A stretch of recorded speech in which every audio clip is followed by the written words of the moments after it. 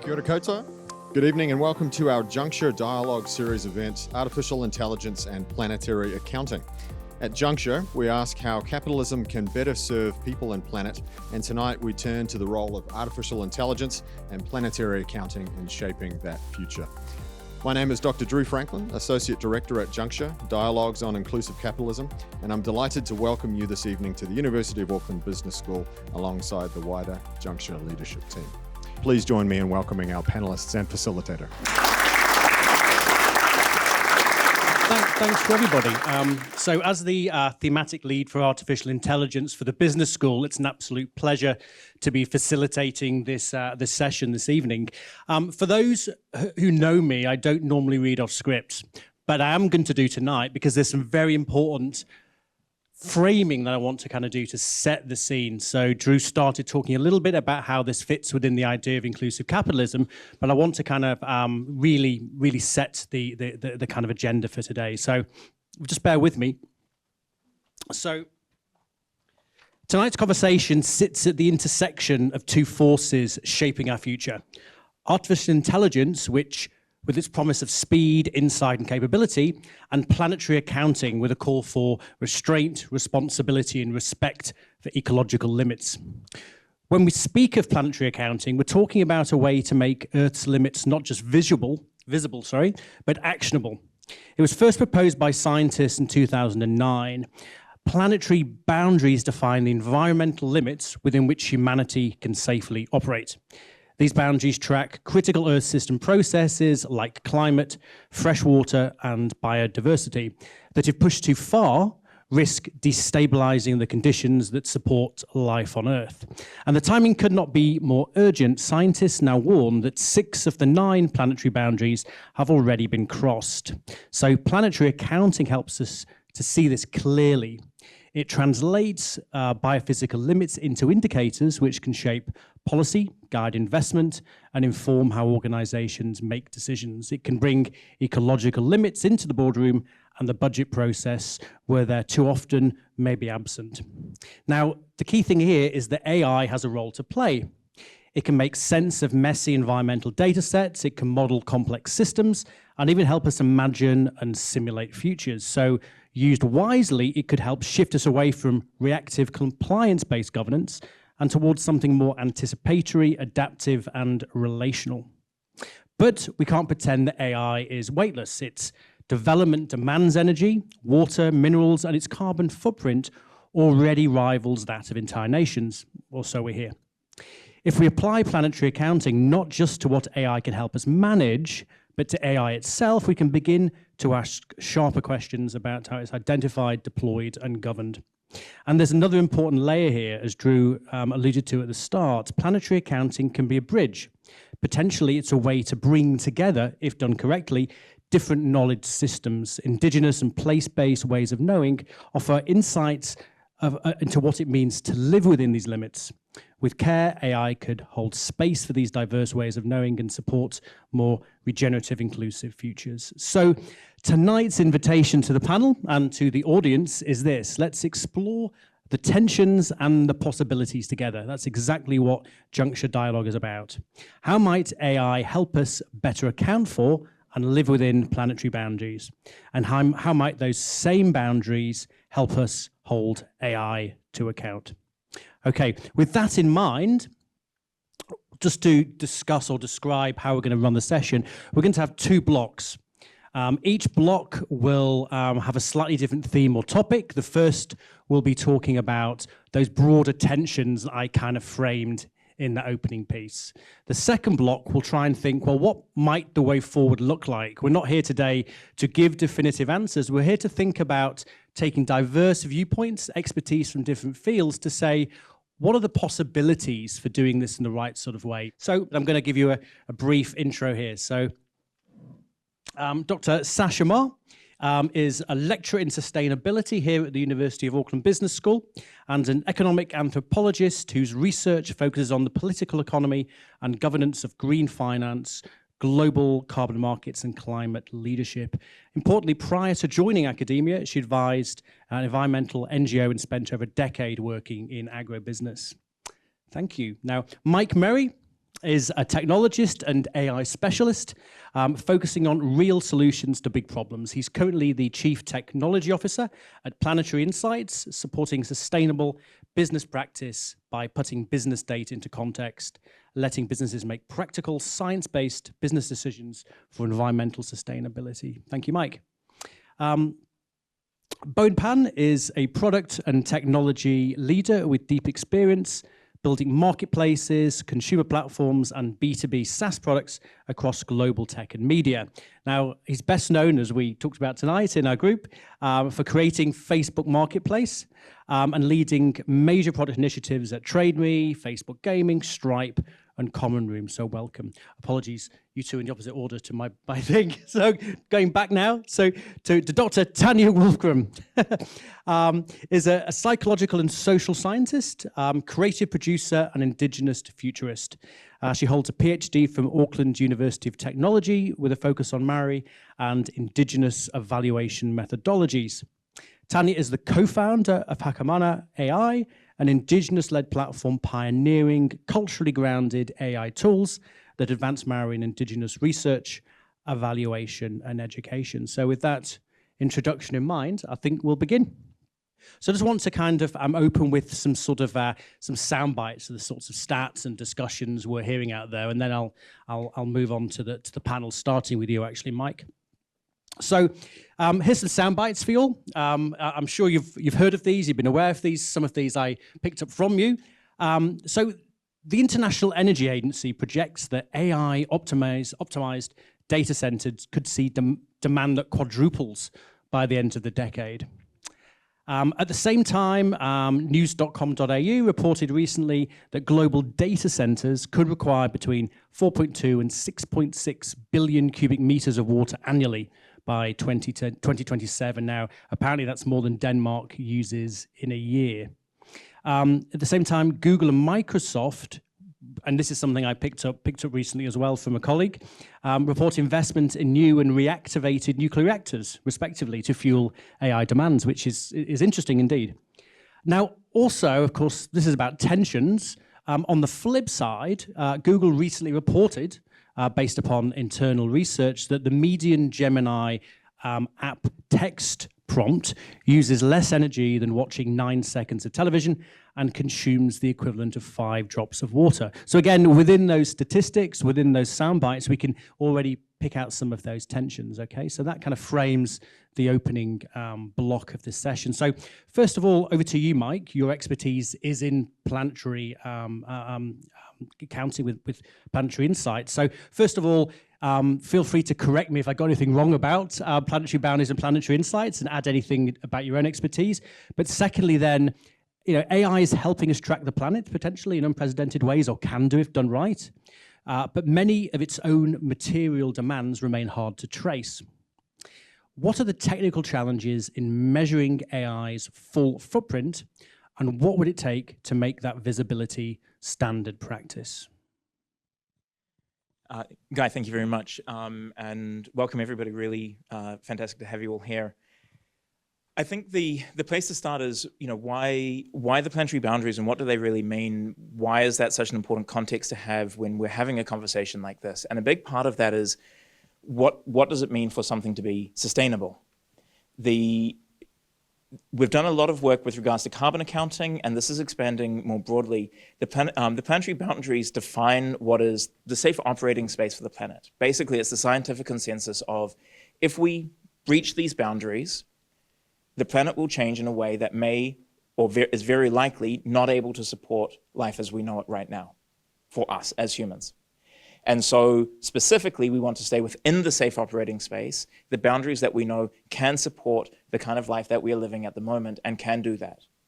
And those 9 boundaries are not just carbon and climate, which is the one that everybody's most familiar with, but it includes water, it includes biodiversity, it includes deforestation, it includes how we're using nitrogen and phosphorus, what we're putting into waste and landfill, how we're using our fresh water.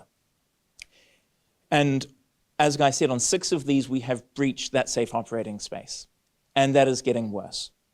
And so the context of what it means to be sustainable, for me, is everything is on a pathway to get us back to being within the safe operating space on all 9 of those boundaries.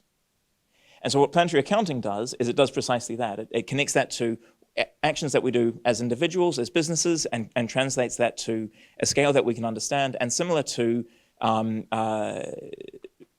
like nutritional facts labels, is able to contextualize that. And so there's a lot of people with glasses of wine around. A glass of wine has about 130 grams of carbon. And my question to you is that good and is that sustainable?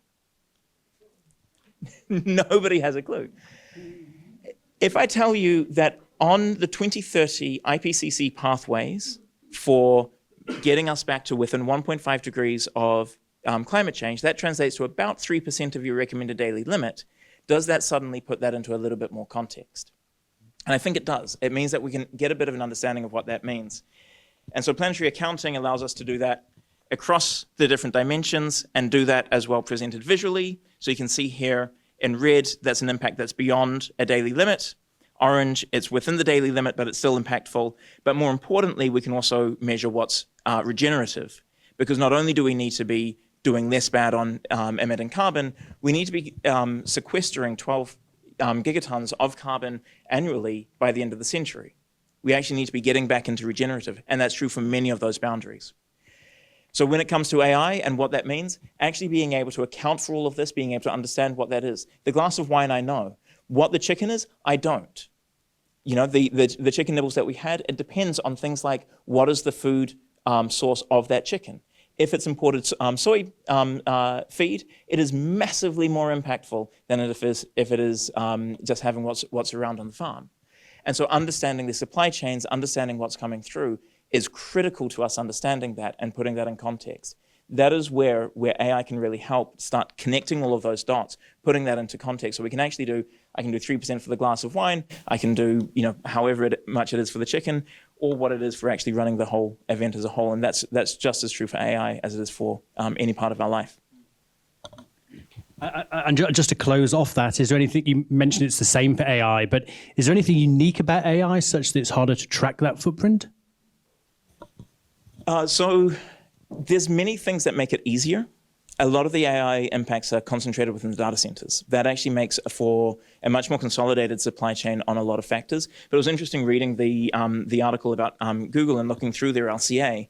And there's big gaps in, for example, what the manufacturer of the chips are, the actual GPUs and TPUs that are being used to do the training and all of that. The assumptions there could be orders of magnitude out. They're taking very coarse, gross assumptions because going all the way through the supply chain up to TSMC and through to the silicon manufacturers, they don't have that data. And so whereas Google is putting that data out, and there's some debate as to if it's spot on or not going into that, but it's fantastic to see if it's in the direction of transparency and setting standards about what that should be. Thank you, Mike. We'll move next to Bowen.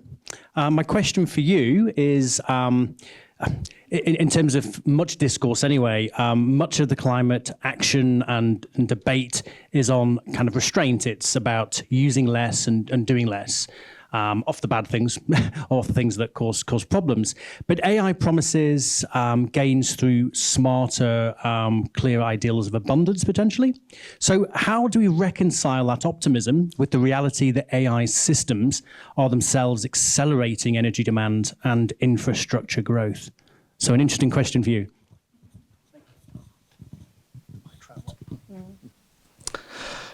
Good evening, everyone. Yeah, no, it's a really good question. I think there's no question that AI systems as they stand today is absolutely driving up energy use, and it's driving up whatever we have in the existing grid today. But I think there's a few points that's really interesting to note about AI.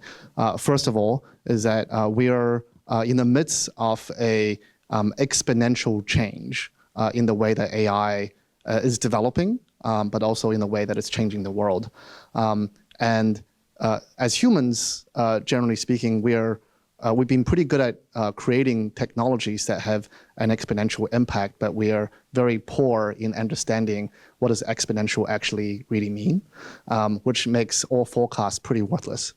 And it's the same as trying to forecast if you are a weaver in in the pre-industrial England in trying to forecast the impact of machines and the Industrial Revolution.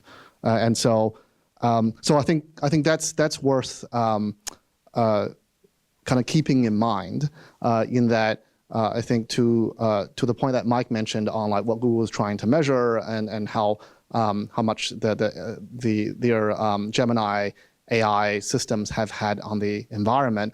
I think the other piece of that's really interesting is the magnitude which they believe the electricity usage has decreased in the last 12 months.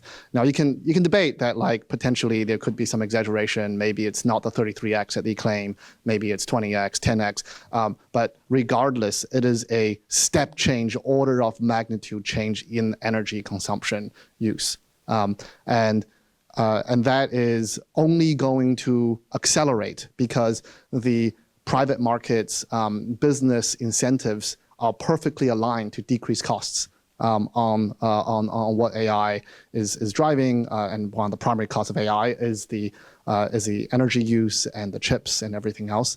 And so I think that's definitely worth mentioning. And I think the other piece that's I think worth mentioning also is that conservation is really, really important, and I think planetary accounting as a concept is also really, really important, but I think it's also really important to look at the flip side of the coin, which is that planetary accounting is important as in business we often have this thing called guardrail metrics, which is not the metric that you're optimizing for, but it's a metric that you want to watch that you don't want to decrease or increase or whatever that has negative impact on other things that you want to make sure that doesn't have adverse effects on the system. But the optimization function is something else, and I think that something else, in my mind, is more of the concept of abundance. And by abundance, I mean things like, okay, well, there's obviously one way to look at the climate change problem is that we have all these issues in terms of pollution and the ways that we are pushing out into ecological limits, and it's like quite a dire and depressing message that I think we've been hearing over the last few decades, and like in many ways it's true. But also, if you flip this to the view of abundance, then really the one of the problems on the energy side really boils down to the problem that we need to have really cheap, clean energy. We need to have cheap, clean energy abundance, and that is actually an enormously exciting opportunity, because being able to achieve clean, cheap energy is kind of the nirvana of like almost all human wars, of a lot of conflict, and I think that's really important because it's also one that is largely a technological problem of actually driving these clean energy, as an example, and it requires potentially much less behavioral changes of incentives, and you know it's very difficult to tell the next generation or the developing nation that you should desire less. It is actually, like, you know, if you view it from a social justice perspective, why should they desire less? And nor do you even have the jurisdiction on the means to get them to desire less, because as humans, like, one of our fundamental natures is that we desire more. Our desire is infinite, which is why the economy keeps growing, because whenever we reach a level that we desire more stuff. And so I think this abundance is really, really important as a concept to flip a bit. And the last piece I'll add is that I think one of the really exciting piece also is that if you tie AI demand directly to clean energy growth, AI not only can be a technology that drives down, increases efficiency and drives down cost in itself as a natural business incentive, but also AI itself can be an accelerator in the adoption of clean energy, because actually in many cases, like in wind and solar, it is actually cheaper in absolute terms to actually have those energy produced rather than burning coal or some other dirty forms of energy.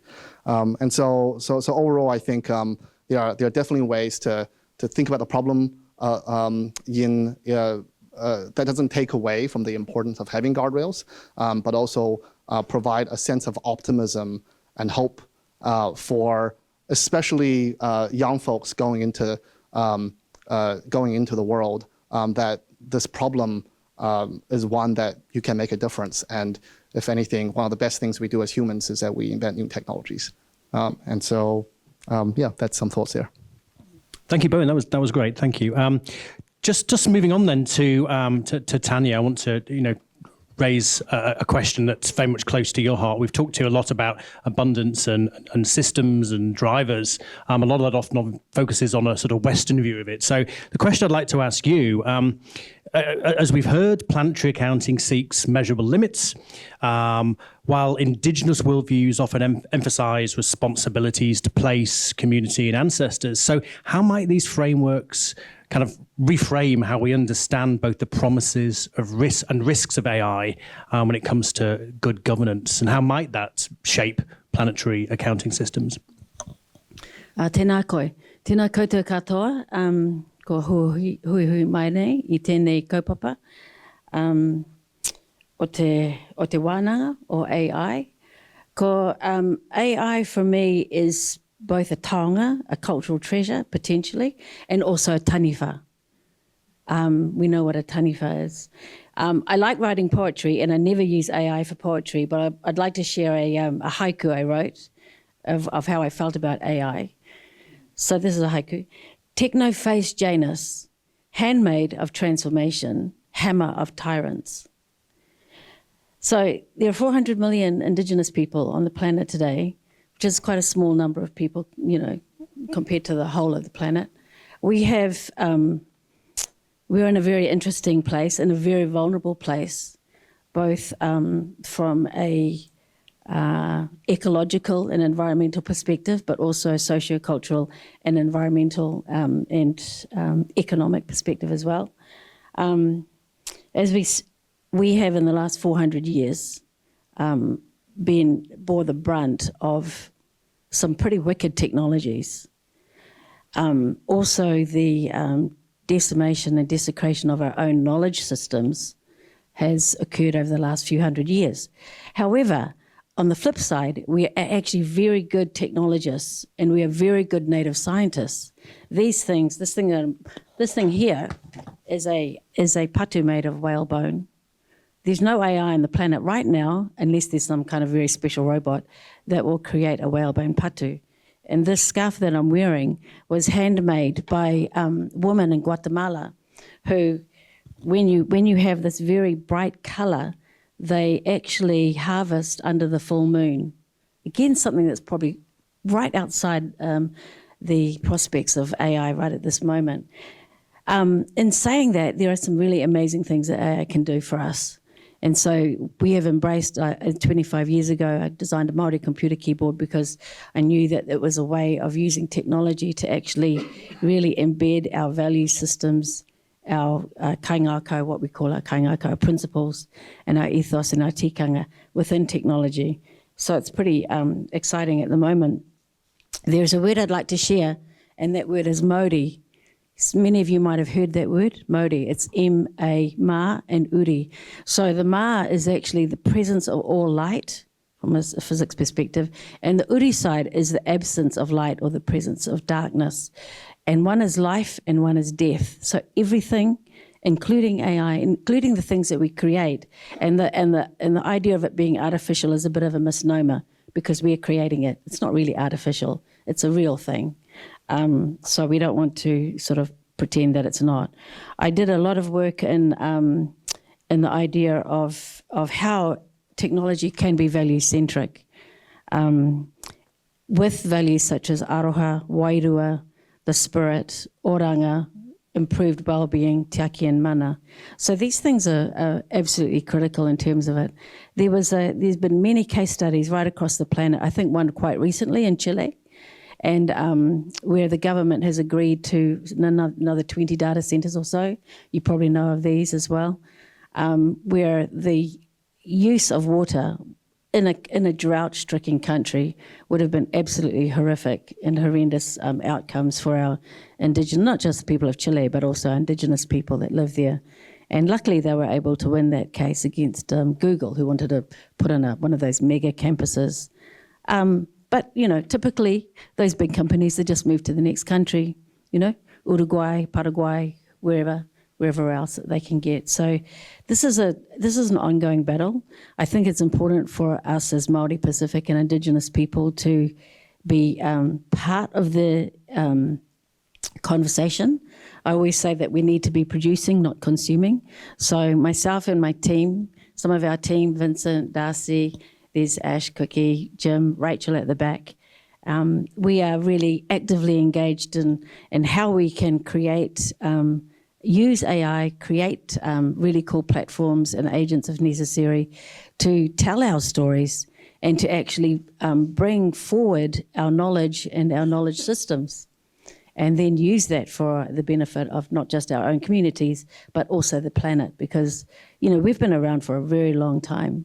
So we know about sustainability, we know about planetary boundaries, we write about it, we sing about it, we haka it, we've done it. So I think it's really helpful for, for many of these big global corporations to actually listen to the wisdom of Indigenous people.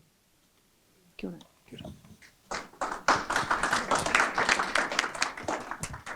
Thank you, Tania. And I really liked the sort of poetic idea of the taonga and the taniwha as well as capturing the tensions that we're talking about tonight. So thank you for that. So on to you, Sasha. As we've discussed, many of the kind of aspects of AI's impact on biodiversity, labour, aren't kind of captured currently within market systems. So I guess my question to you is, how might they be? Could they be? And what's the kind of relevance for how we think about planetary accounting, given that it's sort of a market system construct? There's a couple of questions in there that are quite tricky, but I'll give it a go. Thank you very much. Firstly, just on Google, I was thinking through Google, the Google report. How many in the room read the Google report that came out a couple of days ago? Yeah, you did. Did you notice something of interest there, that they looked at per prompt? So emissions per prompt, water consumption per prompt, right? And in the report, they talked about efficiency a lot, efficiency gains, and I think you also spoke about it.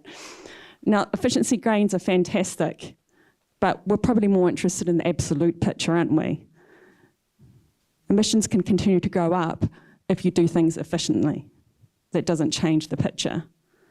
So I think we need to step back before we run into agreeing with and seeing reports that come out of AI companies who have vested interests to tell us how we should think about methodologies and standardisation. We need to look at and go back to what's of interest for the public. So just a little bit on that. And then, thank you.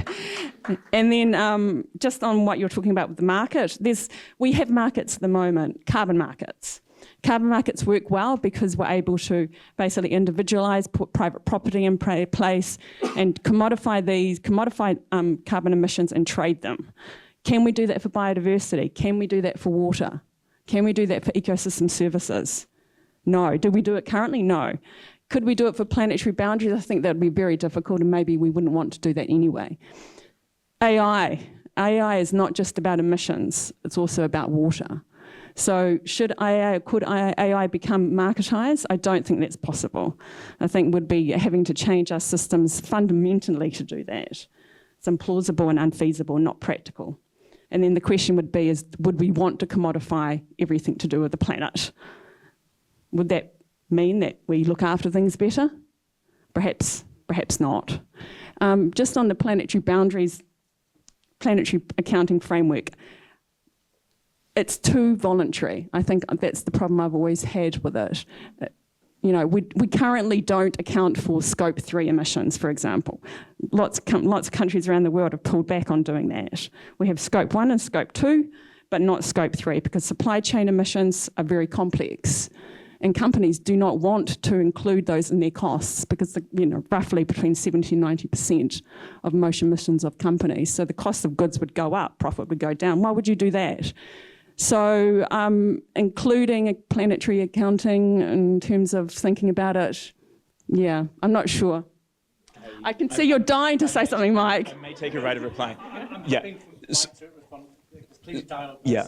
So a clarification there, the planetary accounting is a scientific framework, not a regulatory framework, and it's not been designed to be.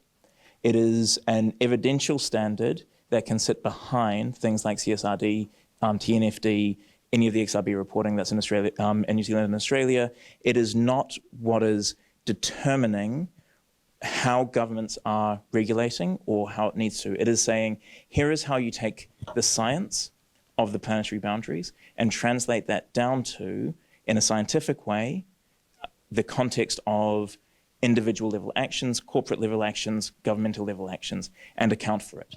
And being able to put that against the context of the boundaries.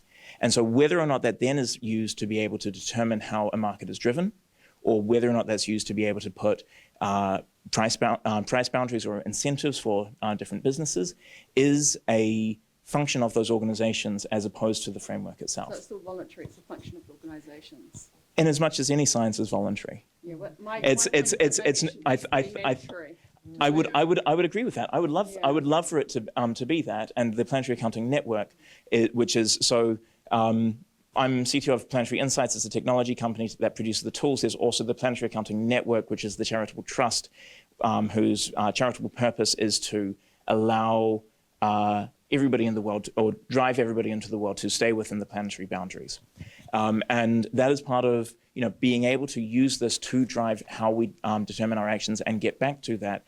If a voluntary or regulatory-based process is going to be the best one, or a voluntary-based one, the goal is to get us back to within the boundaries.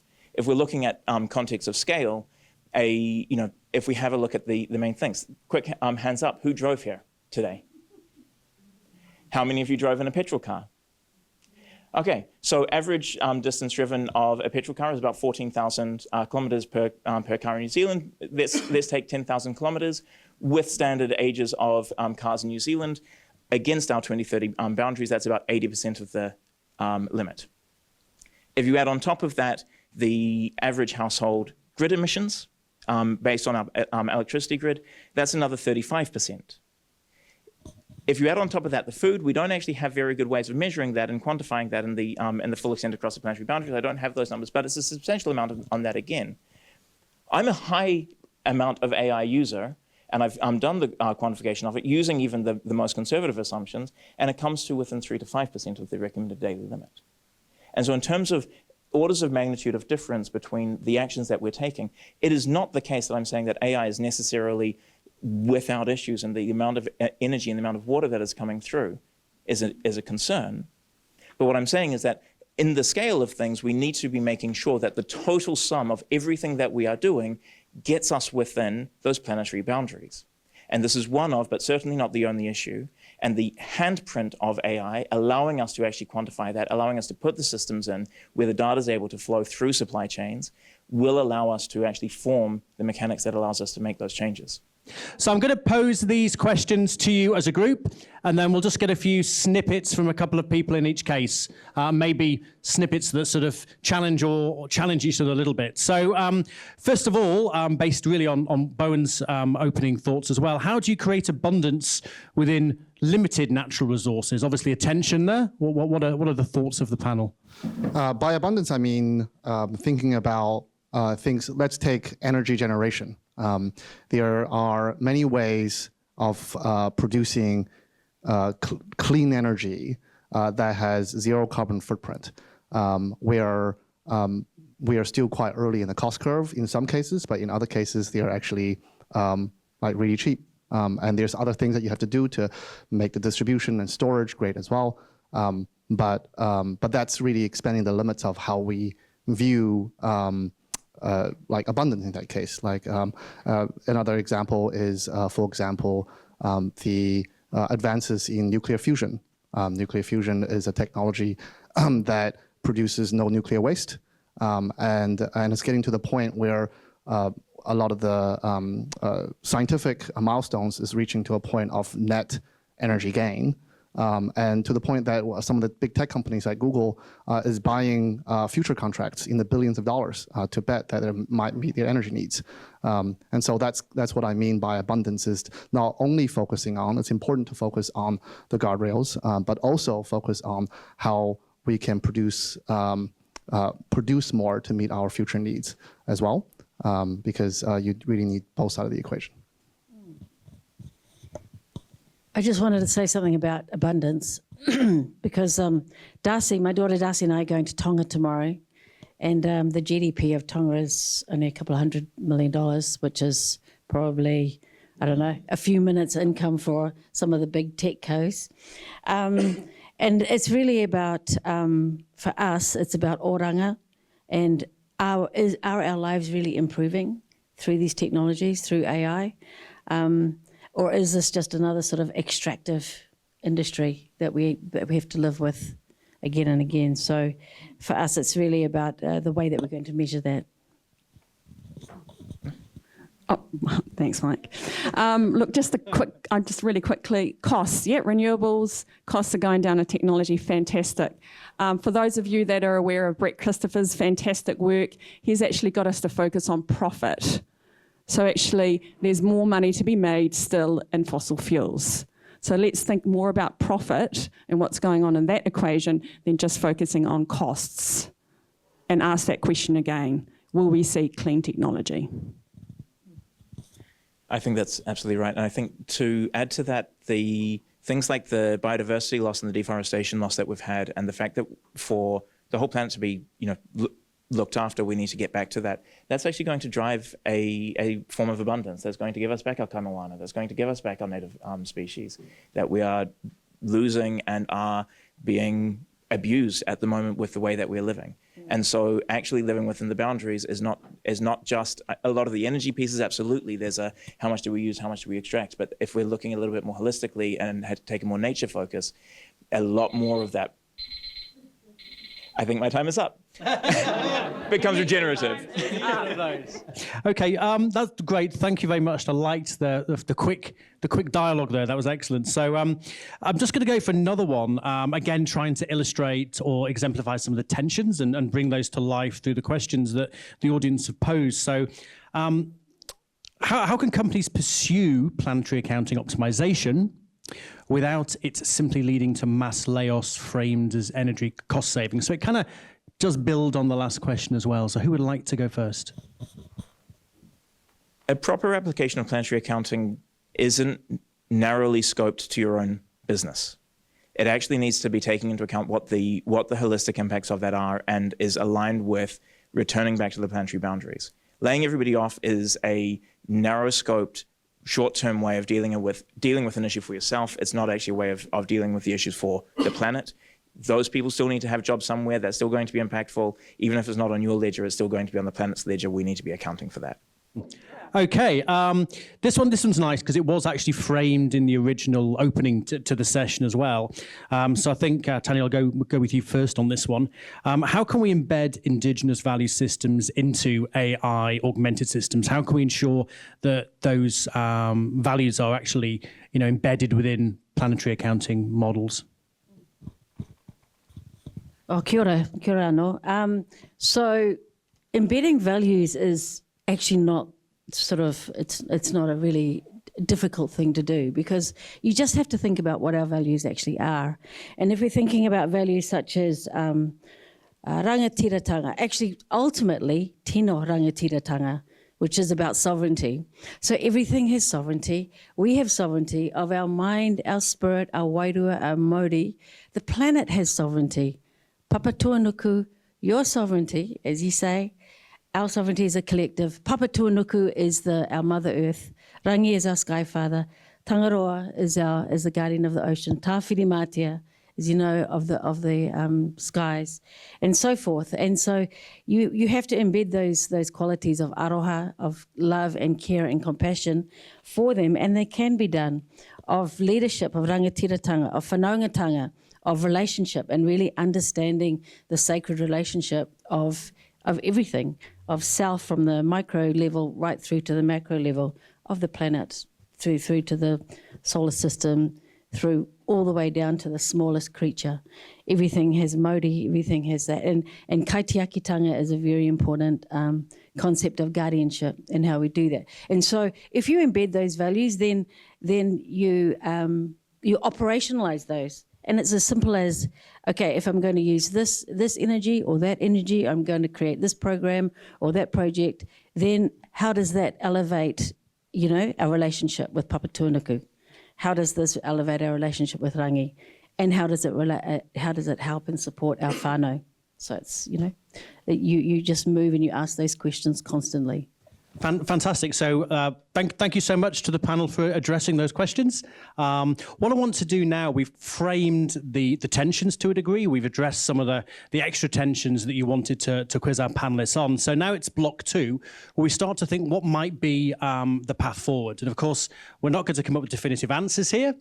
This is about dialogue. It's about synthesizing ideas and thinking about what it might mean for anyone who leaves this room and leaving questions in your mind. So I'm going to go straight through to this next section. So we're thinking now, based on what we've heard, what sorts of tools, what sorts of government frameworks, what sorts of cultural shifts are needed to try and take this to the next kind of stage.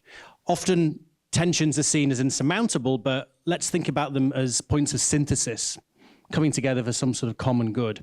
So I'm going to do the same again. So 20 minutes to serve direct questions to the panel and open again to everyone here. I'm going to start with you, Tania, again, if that's okay.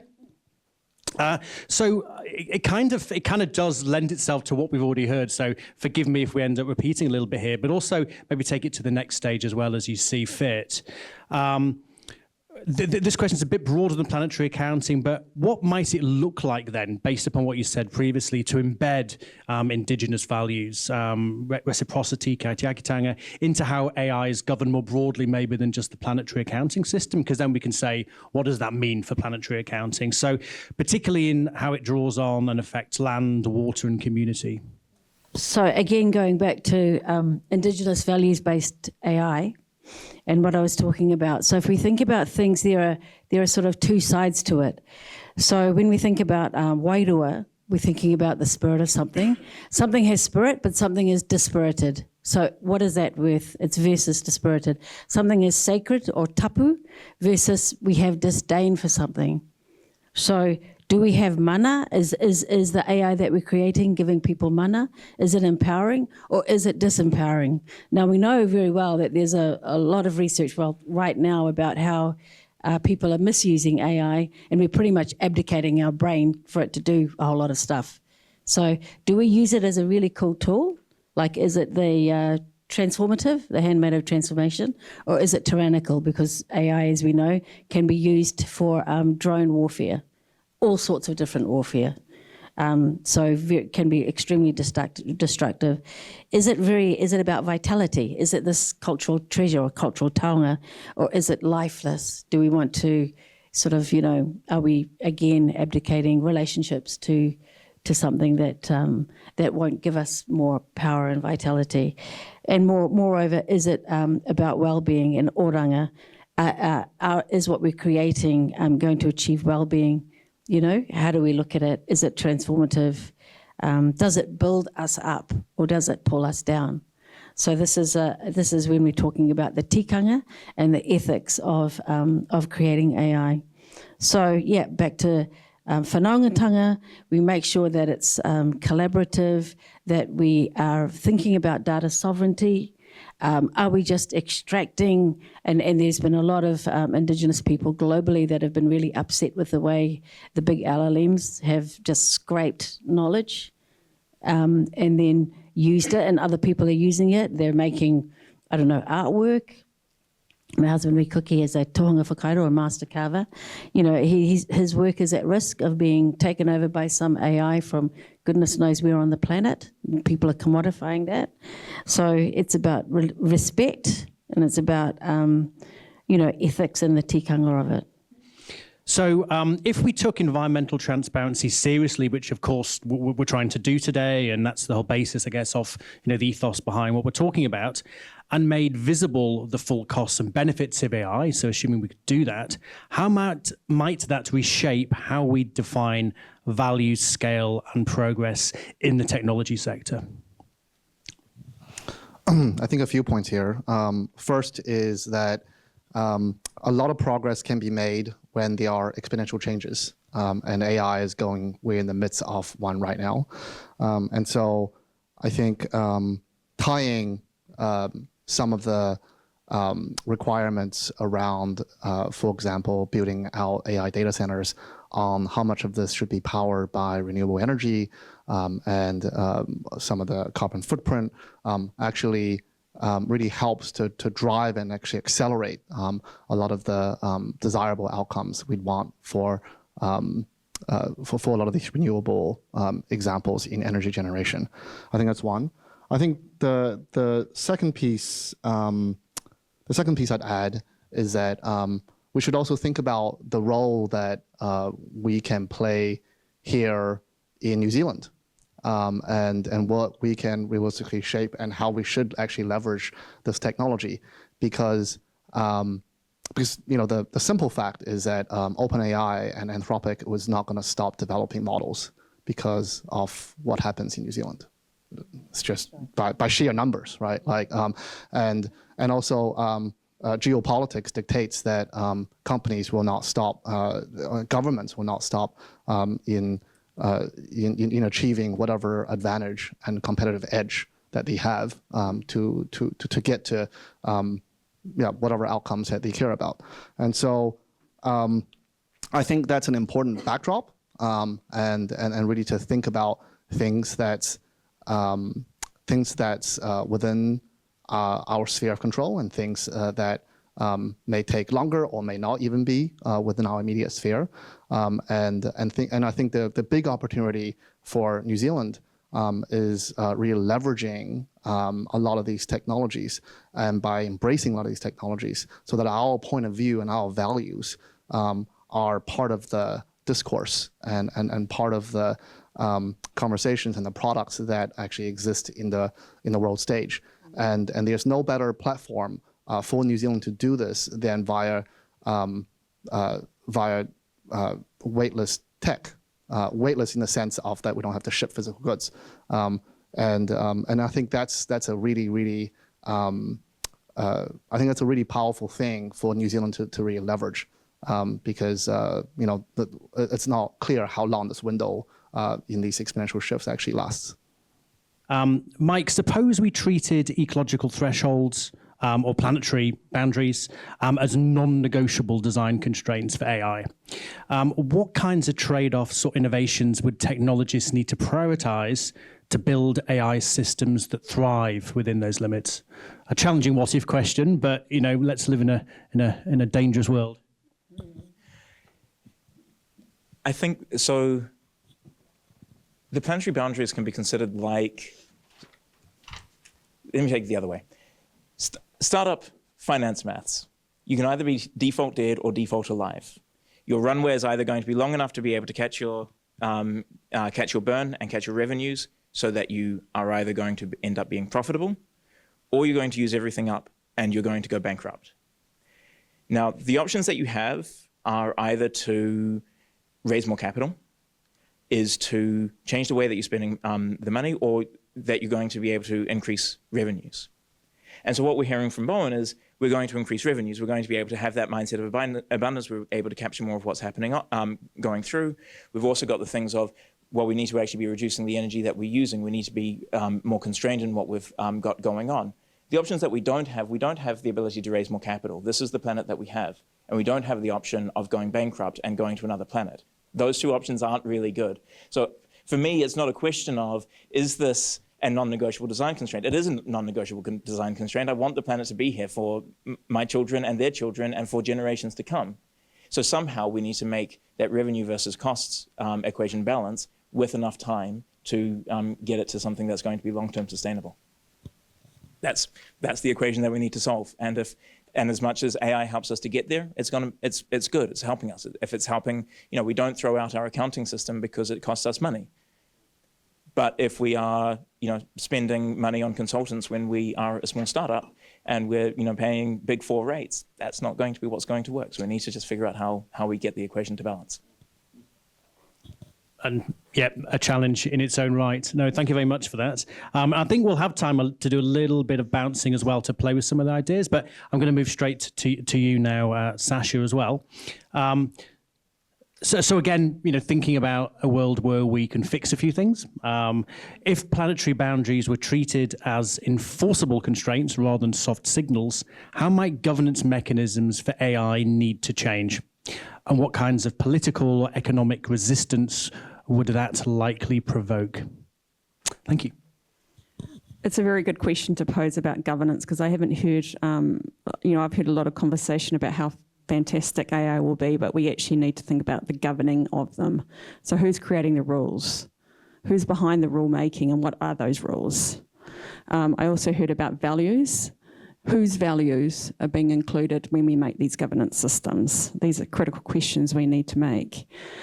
Standing back though, the first question we need to ask fundamentally, is AI beneficial to the planet? Is this a net benefit? That's the question we need to ask. And then we need to ask positive for whom and why and how. And I would suggest that the first place actor that needs to think about that is our governments, is the state. Let's not leave it to companies to write these rules. And they certainly are. A perfect example is the Google report coming out with a methodology. That is moving in the right direction. We do need to have transparency around methodologies, but should we leave it to companies to determine those methodologies? No. Another point, in terms of thinking about maximising public value in AI, we need to think about this directionality and purpose. So we need to understand collectively where we're going, what's the purpose, rather than let this drift out and drift into the paradigm and the language of it's a race. If you're not in it, you're out of it. Okay? But the real race actually is to stop at 1.5 degrees. We're going to reach 1.5 degrees by 2030. That's the real race. The race is to stop those planetary boundaries from being exceeded, not the race to compete based on AI. We can go into that race and enter that race once we understand the true effects, the net effects of AI, and that's where I'd probably like to leave. But again, my question is do we leave this to companies, or do we leave this to democratic elected governments to make this directionality and policy decisions that need to be made? So actually, just to bring that back and close a loop on a few things, because there was a question from the audience after block one, which we kind of did want to touch on, again, around how, to your point, Sasha, that governments need to be regulating this, or that's one of the things that needs to be done rather than relying on corporates. So possibly to you, Mike, but then to anyone else who's got a thought that extends from it, to what extent is planetary accounting, or could planetary accounting be better used by governments to regulate, or potentially as well corporations? How could corporations adopt this, and how could they be encouraged, incentivized, mandated to? I guess a very open question. So I think the first thing to say is the planetary boundaries are already the scientific consensus that is driving most of the regulation. So if you have a look in Europe, who are really leading on this, their PEF and OEF, so product environmental footprint and organizational environmental footprint standards, are planetary boundaries aligned, as are science-based targets. There's a whole raft of all of the standards that people are already using to report and to work with, either regionally or globally, that are based on the planetary boundaries. It is our best understanding of what it means to be sustainable, and that's why it is being the basis. Planetary accounting and all of the work that Pan has done has turned that into something that can be used at any scale, like carbon accounting can. It's as ubiquitous as that. And so we're already starting to see it. It needs to be driven harder. We need to see more countries adopting it and putting it in and actually putting some teeth behind it. I really agree with you on that. It's really cool to see, what's happening in Europe and the fact that those standards are increasingly aligning to what's happening. But the other part is we need to have the tools to make that practical. realistically, we're talking about a system to make it something that is enforceable. We're talking about something that will need to be as ubiquitous as GST. And so every single invoice, every single commercial transaction would need to have the planetary balance of that transaction associated with it if we were to really, really go deep and make this happen. And that's a big data challenge. And I come back, we are, a struggling company is still going to spend money on accounting software. We need to make sure that it's affordable. Currently, like an LCA like that is $100,000. It's out of the reach of most businesses to be able to do something like that. If that can be $2,000, $1,000, $500, then suddenly we can actually have the data to be making that and have proper accounting, deal with some of the scope 3 issues. I agree, it's horrific. I guess over to you guys as well, because I like this line of conversation because it allows us in block 2 here to close that loop on what could we do with planetary accounting to better this, assuming we could change it and assuming we could include indigenous values, etc. So quick question to you, Bowen, someone that's come from Silicon Valley. Do you see them ripe for this sort of change to change their methodologies in a way that maybe is informed by some of the things we're talking around planetary boundaries? It's a bit of a surprise question, but any thoughts? I think that any company, like any individual, act within rational boundaries and act according to kind of the incentives that's put in place. That's put by government, by society, and it's the same even for geopolitics. It's all just incentive systems, and so I think the system that we have, by and large, there are some exceptions where there are some very large public companies that may have some overweighted control of some founders, but that's very rare. But in most cases, it's controlled by capital markets, investor returns, and so I think that in order to incentivize different outcomes, you just need different constraints, and you either increase the cost or you increase the opportunity that you can actually derive from it. And so that's what I would say, and I think that companies in Silicon Valley is no different from companies that's in like China or Europe. And I think that we've also seen other examples of, say, in Singapore, where they have introduced additional costs involved when certain thresholds are reached with your carbon footprint, and that just changed the calculus. But it's a constant kind of calculation because it's a global economy, and so there are trade-offs that economies also have to think about on where other companies can actually go as well. And people, at the end of the day, also care about the cost of butter and like how they actually live day to day, or like the cost of petrol, because like that affects like what they can do to pay rent. Like, and you can't really afford, you can't really ignore like those day-to-day things, because in a democracy, those things matter. Because ultimately they will vote in and out of governments and change policy. So that's a really long-winded answer to say that I don't think there's anything in particular that is different in terms of how like Silicon Valley companies are also just rational actors as well. They have, I think their impact and influence is felt around the world because they're very large and technology scales across by design. But in terms of changing behavior, it's really no different.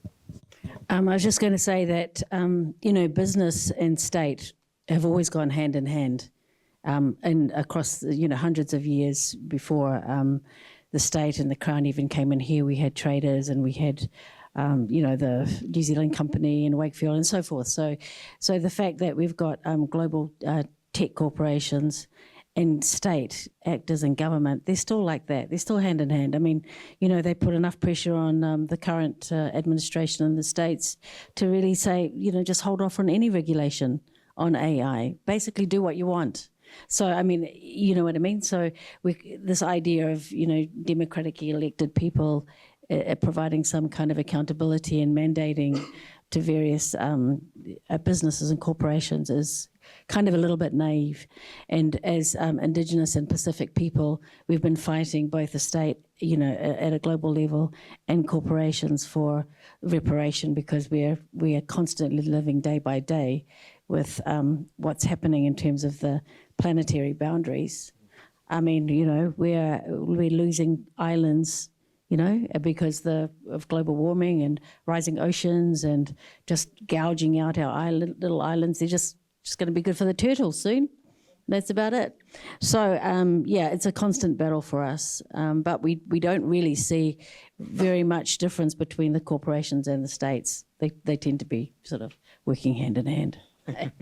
Yeah, no, just quickly on that democracy. Democracy, what I meant by that is that active participation by people from civil society. Colonisation was not democracy in that way of thinking and understanding it. Absolutely 100%. I think that in terms of rational actors, absolutely. And let's be straight and honest about this. Businesses are in the business for business. Okay? They're there to make money. So if we can incentivize them through that, through price, through caps, through regulation, fantastic, but not voluntary, because they'll never do it. Cool, thank you. I think that brings us nicely to the broader topic of inclusive capitalism. So I think that's really actually a very nice discussion around that and the challenges of it, but also potentially ways forward through the tensions.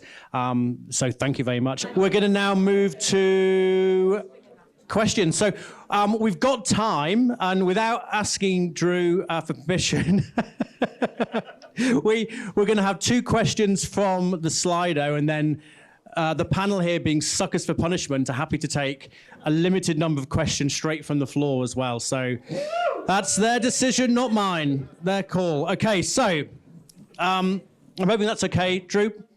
Good. Okay, so the first question, this is pretty much, I think, to the whole panel, but I'll let you just decide, because you've got a microphone now to take ownership of that. The question is, I would appreciate if the panel speakers have more global perspectives and positive case study examples. Be aware of the European regulations. Be aware of the European regulations. Okay. Yeah. Okay. Kia ora no. I'm just going to give you a bit of a case study of the development of our AI platform. We call it Hakamana AI. And so just a little bit of a backstory. My sister Rachel down there and myself were commissioned authors for the Waitangi Tribunal. So that was in 2023. And my commission was basically, what is the socioeconomic status of wahine Māori women today from 1990 to 2020. And Rachel's was looking at the status of wahine Māori from 1840 to 1950. So, to do that kind of research, you go the old school way, you get, dozens and dozens of documents, you read them and so on and so forth. And because there are 75,000 documents in the Waitangi Tribunal, including reports, it was like, wow, how would we get access to all of those? And so a few years ago, there wasn't an AI that could do that. So yes, we went the old school way and we didn't use AI in our report, so sadly. But then after we submitted last year, then I had enough time to actually put together a team and actually talk to the Waitangi Tribunal and said, hey, can we, ingest these incredible reports for the last 40-something years, the most amazing knowledge from leaders and just absolutely brilliant people that was just sort of stuck in this really weird website that was virtually impossible to navigate. So now for us, it was really about the curation and what is included in the data and what is excluded. So that's a really core principle, because as we know with the LLMs, it's just like a bottom trawler. They just scrape everything off the bottom, and who knows what you get, So, and the really critical thing for us, again, as researchers, every sentence that we wrote had to be referenced with a credible, authentic, verified source. So there was nothing you could use from any LLM. Really, it had weird hallucinations, really, no references. You'd barely really want your primary school student to use it as a reference tool. I mean, it's great for doing things like, marketing marketing plans and whatnot, but definitely not that high quality level of research. So yeah, now if you want to register and you do any research, you can register at hakamana.com to go into hakamana.ai. And it's the same thing that Darcy and I are going to Tonga tomorrow, and we're talking to the Tongan government the next day, and we've created a demo of really good high quality Tongan statistical resources added in some resources from South Pacific Commission, World Bank, some other regional work. So it can be really useful, and also some of the climate change and things like that. So thinking about how it can be really super useful for those little islands. So yeah, that's me. Just to say, I think it's a really beautiful way of actually exemplifying some of, bringing synergy from those tensions, actually, taking that kind of ownership of it and making it yours. So that's actually already a step in the right direction. I think that's great. So any other examples? Yeah, I mean, both a bit around the examples and touching on the kind of the European frameworks and how that's coming through. One of the areas that there has been quite a lot of work on actually providing the information to people has been, for example, Institute of Grocery Distribution in the UK, but also through all of Europe. There's been a really big push for a lot of food labeling, especially within in supermarkets and things like that, to be communicating the information. What is the actual purchasing decision of this piece of meat versus that piece of chicken versus this piece of tofu versus these apples and oranges? And I was actually there not too long ago and talking to a bunch of the people who connected to that. And one of the biggest issues that they're struggling with is the fact that none of the data can be connected. It's all of these different data connections. It is currently a voluntary system. It's a bit of a shame that Sasha's not here to connect into this as well. But it's the overall ability to adopt and ability to make these decisions. The motivation is there. There's actually really good pushing from the European Commission. There's actually really good frameworks. But there's a combination of individual parts of the industry kind of pushing for this is exactly how this thing should be measured and structuring that. And so the process of building it up is that, a lot of the issues that you were talking about in terms of it being driven by the corporations and that not being so different, as opposed to necessarily being science-driven, which is what we're really trying to have happen. And then even when there is consensus about what should happen, just an example of where those tensions are, how do you measure the impact of a prompt? And should it be median, or should it be average, or should it be on 95th centile? And should it include the training cost of the model versus shouldn't it? And how should that be amortized? All of those little details are being worked out, and it's really, really tricky. But then even when we do it, it costs stupid amounts of money to actually do that, connect all of the data and make all of that happen. And so that ability to have that data connectivity, actually have the tools to put all of that together and make sure that happens, is a really big part of what's happening. The motivation is there, the drive is there, the frameworks and everything's catching up. But it is a massive step for the actual individual businesses to do that, especially at scale. Thanks for those great examples. I just want to actually mention that Sasha always had to dash off at 7:30. So she was very grateful for your questions, and she's very keen on keeping in touch. And if you've got questions, to direct them to her as well via email address, so we can share that later. So thank you. So the next question, the last question from this sheet. Are the big investors, such as pension funds, taking notice of planetary accounting and using this to make investment decisions? So that's a really good question. It builds on, government regulation and the idea that corporates could be using it. So I think, Mike, you'll probably kick off on that one. Briefly touch on that. Starting to, and so you have things like Climate and Venture Capital Fund in New Zealand who are already starting to measure based off things like kilograms of CO2 avoided or sequestered per dollar that they invest. And so there are already fantastic investment funds that are bringing in both climate and nature-based mandates to the investment. But the other place where a big amount of this is actually driving is a combination of multinationals and insurance. And so we have actually seen, Fonterra has started to put some price incentives in for their farmers, and that's being driven by, of all people, Nestle. And so it's not often that I find myself on the same side of an argument as Nestle, but going, hey, it's putting pricing incentives to drive the correct kind of action within New Zealand dairy. This is a good thing. The other place is Lloyd's of London. You're actually starting to hear little anecdotes of underwriting concerns ending up driving back to the big underwriters globally, feeding into what the standards should be. And from a technology side, we've already seen that with a lot of the digital underwriting for data risk and data governance risks. We're seeing that same thing playing out far more accelerated in the climate and nature spaces. And so bunch of different places where those forces are being felt. And super keen to know if there's some Silicon Valley experience there that's also come through, and you know what you're talking about in terms of the insurance as well. Yeah, I think I'll add that on the insurance front, this is actually something that was a lived experience for me and my family in California, where if you're in a high fire risk zone in California, it's not abnormal to be paying upwards of $20,000 to $30,000 a year for your property insurance, and you have to go to a kind of insurers of last resort, where private markets because California have traditionally tried to cap the price of insurance, making it unprofitable. Then some of them have to rely on essentially government insurers. And so they are trying to address that now, but that makes it very, very real. But this doesn't just impact people who are in high fire risk zones, because when you have a massive fire like the Malibu LA fires, that's something like, I think the estimate was something around 150 to 200 billion dollars of costs from that single fire, which is I think equivalent to like 1 full year of earnings from Facebook, which is a lot of money. And so when insurers have to pay that, the price of insurance goes up for every single person.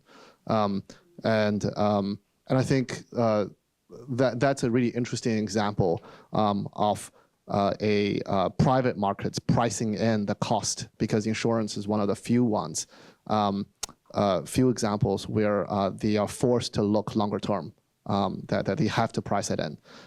So I can definitely very much in support of that is definitely one driver that could be pretty effective to drive behavioral change.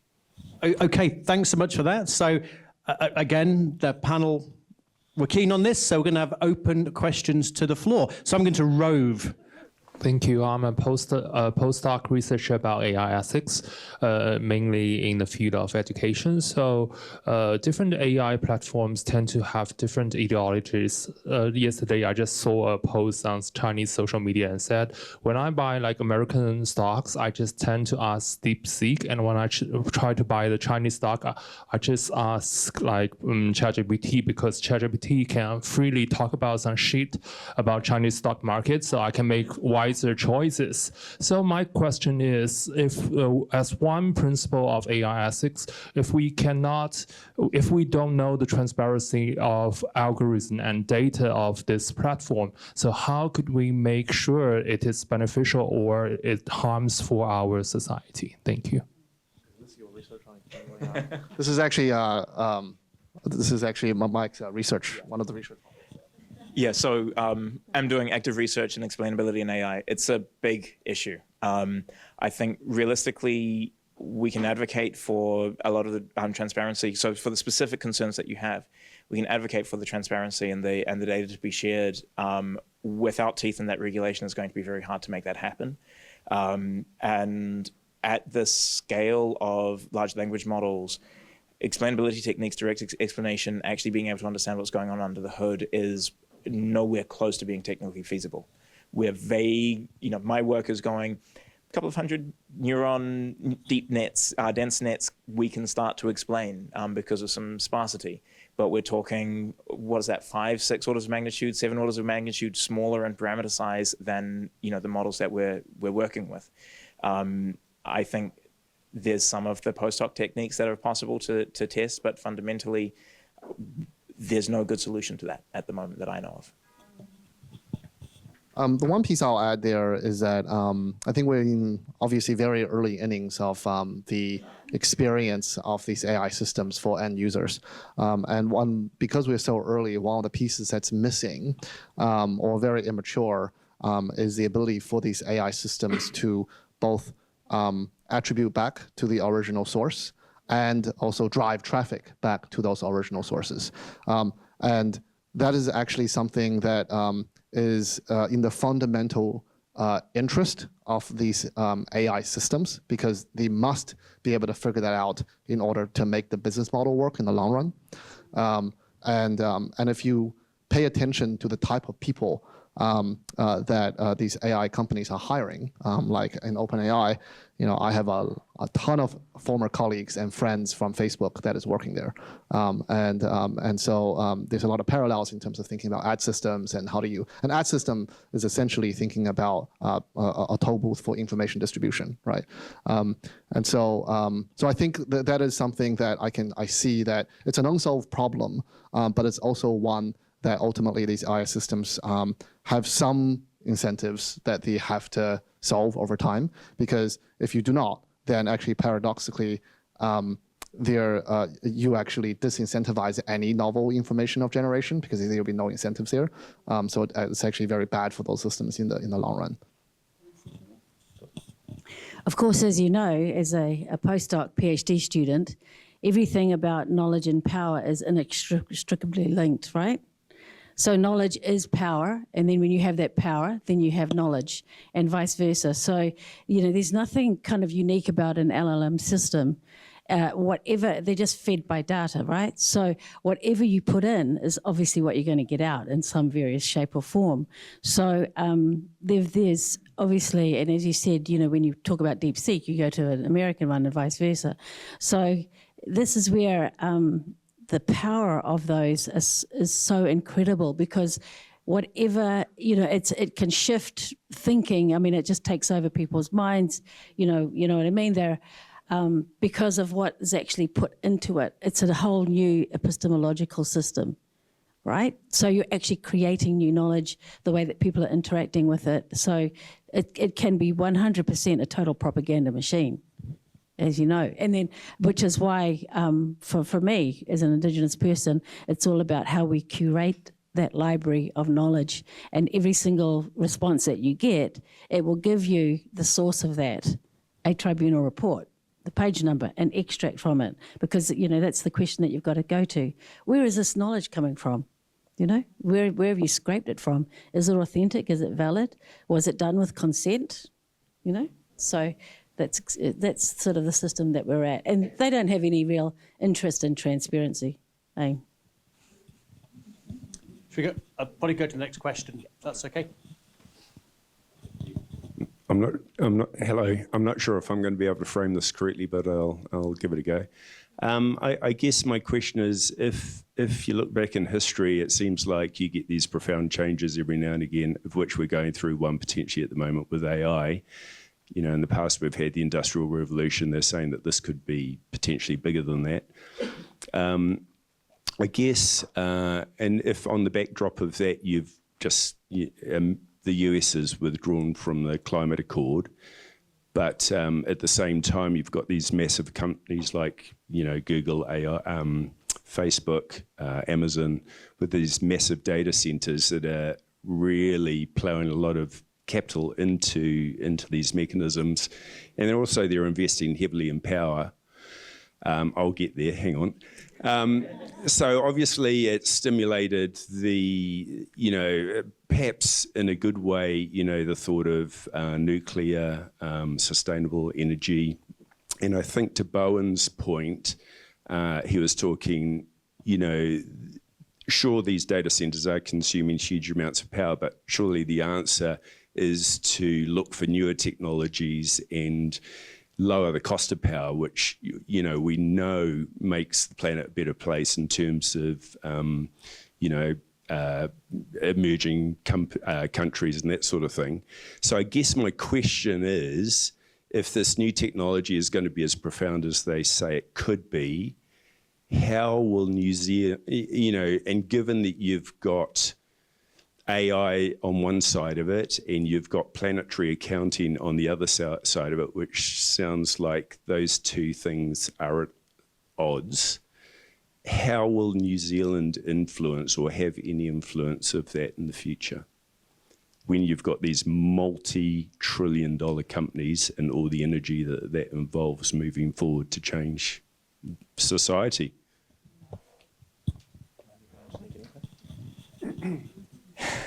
Tough question. Over to you. So I guess the first thing is, it's not necessarily the case that the use of AI and planetary accounting are at odds. in the same way that, a part of a business being a cost center and actual good fiscal accounting aren't at odds. The point is that we need to make the books balance, and how we do that and how we find the pathways to that is the critical part. Simply put, we are so far over budget at the moment that everything is really hard to tackle because everything looks so big. We have had some of the most crazy different orders of magnitude in conversations today. Like, we're talking about, gigatons worth of CO2 that need to be sequestered in a year, and 150 grams of carbon that's within, a glass of wine, and 0.3 grams of carbon per prompt from the Google thing. So we're talking, we are not instinctively able as humans to deal with numbers in these different orders of magnitude. This is not what we ever had to deal with. Being able to simultaneously understand what is the impact of what I'm doing here in this room today, what I'm doing tomorrow in my job, or what we're doing as a country. We've got whole countries' energy use being used as a reference point. I don't know the total energy impact of Denmark. It legitimately, it's a big number. And it doesn't give me the context to be able to put that, into anything meaningful or to drive action. It's only when we can actually start getting the context of, what are the scales of the issues that we're dealing with in the context of the actions that we're taking. If we're looking at a multinational's, balance sheet, that's got one context versus my grocery bill on, Saturday evening on Pack and Save, Click and Collect, right? The two things, you need to be able to be translating it to the scale that you're working with, and it's going to be the sum of all of the actions that we're all taking that are going to get us there. If AI, and as much as AI can help us to understand those contexts, because, as calculators, computers are a little bit better at dealing with crazy different orders of magnitude that we are, and able to start bringing those into balance. If it's just going to be a cost center and it's just going to be, the use of it's just going to be used for bad purposes by bad actors, yeah, it's not going to get us to sustainability. But if we can actually use it to, change and put into context the stuff that we're really struggling to grapple with, and mean that we can understand what 0.3 of this is versus 10 gigatons of that is, then it's actually going to be a tool for good use. And once it gets applied, do you not think AI would be part of the answer or solution to your problem? And the other question is, how will New Zealand participate? Well, not participate. How will New Zealand have a voice in these large moving forces? Yeah. So will AI be part of the solution? I do think it will be, because I think it helps us to grapple with a broader range of, broadly speaking, AI is generally allowing people to take on broader sets of skills than they have within their own specialty. They're not deepening people's specialties, but they're allowing people to take steps into other specialties that they're not working in. If that means that people can be upskilled in sustainability stuff, the specific work that we're doing in PI, for example, means that standard business owners can translate the eco-invent data sets into what their business practice is. Now, that's not going to mean anything to pretty much anybody in this room, but when I tell you that the data sets that people are working with have these multiple paragraphs of dense technical language to say what is an average-sized car, that means that most people can't figure out, should I use this one or that one or the other one? That's the part that's actually making it hard to, draw up a full set of accounts. So AI can help us with that. In terms of what it means for New Zealand, planetary accounting is the science developed by, my co-founder, a Kiwi. She did it. She was in Australia. It didn't originally have a whole bunch of, an indigenous part put in, but that's been added in and being put into context, and we're working really hard on. And it's being received really well globally. It is one of the things that we can do. We can also lead the way. In terms of what we are actually doing as a country, we could do a lot more. And we could actually be setting the standards. What we've done with the XRB standards and some of the walkbacks from that compared to what's happening in Europe, we can be doing a whole bunch more. So, yeah, we can be. I just wanted to share an experience that my husband and I had in Tonga a few years back, working with Google. So we were at a conference, and one of the managers from Google Maps was there in Google Street View, and we said, you're doing most of the planet, but there's no Google Street View mapping in the islands. And then he said, does anybody live there? I go, yeah, absolutely. It has 100,000 people in Tonga. And then we challenged them. We said, well, we can map them. We can go and do mapping in Street View. But I said, but just because a big, huge techno corporation can do something doesn't mean they should do something. Absolutely not. So they totally agreed, and we went and did it, and little islands that had like 10 people living on them, because of course for them it was the next billion people, not interested in it.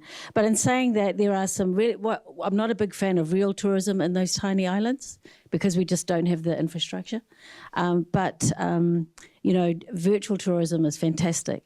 So that's an example of a way that we can create our own sort of virtual, using AI and AI agents and other things, create virtual experiences, tourist experiences that people on the other side of the planet, like you're talking about, within a weightless economy, they can experience but not actually come there and throw their rubbish on the beach. And fly on planes over there and use carbon. So there's some fantastic things we can do. We're going and we're talking to them about using AI tools for cyclone preparation. We have cyclones, we have tsunamis, we have volcanoes, you name it. We've got everything on the planet. And so AI is going to be really helpful for doing that kind of work. So some good things that we can do if we think really carefully about the values and how we're embedding them into our technologies and our AI.